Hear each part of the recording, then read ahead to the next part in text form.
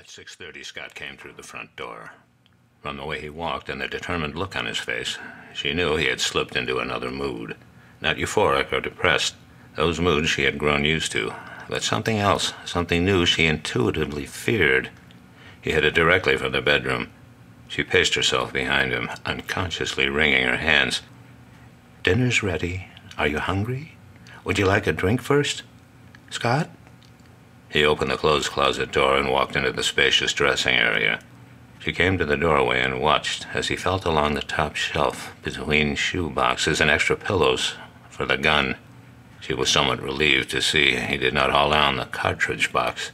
She had contemplated doing away with a weapon entirely, but was afraid of the fight that would ensue if she did.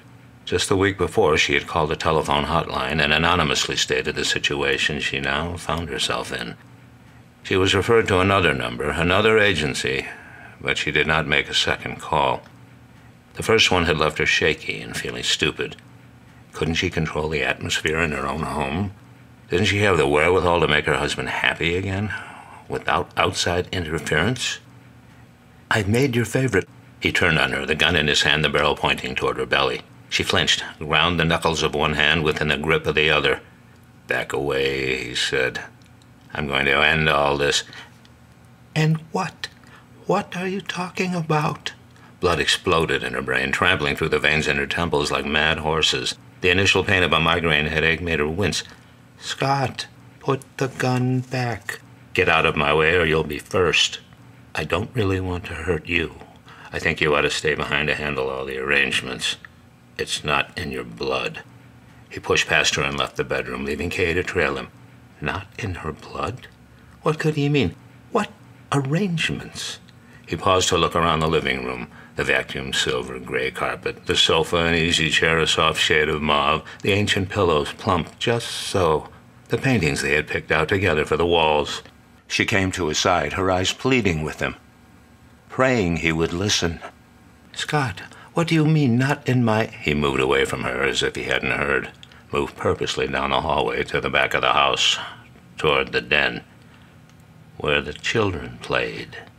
Now panic caused clarion bells to gong and clang in Kay's head. Gabriel? Stevie? No. "Wait, Scott. Stop." She hurried behind him, hands outstretched. He stepped into the den and strode directly to where the boys sat together on the carpet, gaily colored blocks scattered about their feet. They looked up, interested in the gun in their father's hand. Was it a toy for them? Stevie started to rise to his feet, and Scott pushed him down again. He put up the palm of his free hand in a gesture of stay. He turned to point the gun at Kay. "Don't come any closer." "What do you want, Scott? Please don't scare the boys this way. Let's go back to the bedroom and talk about it. Let's try to—" "Too late for talk, Kay. Too late for everything. I have to do this, don't you see? I have to. It has to end here, with me." He gestured at the children with his gun hand. "And with them." He turned the barrel of the revolver toward Stevie's confused face and pulled the trigger. Brain matter spread over and stained the carpet with streaks of red. Stevie fell backwards to the floor with a thump. Baby. Her baby. What had Scott... What was he... Kay screamed and rushed the remaining few feet to grab at her husband's hand.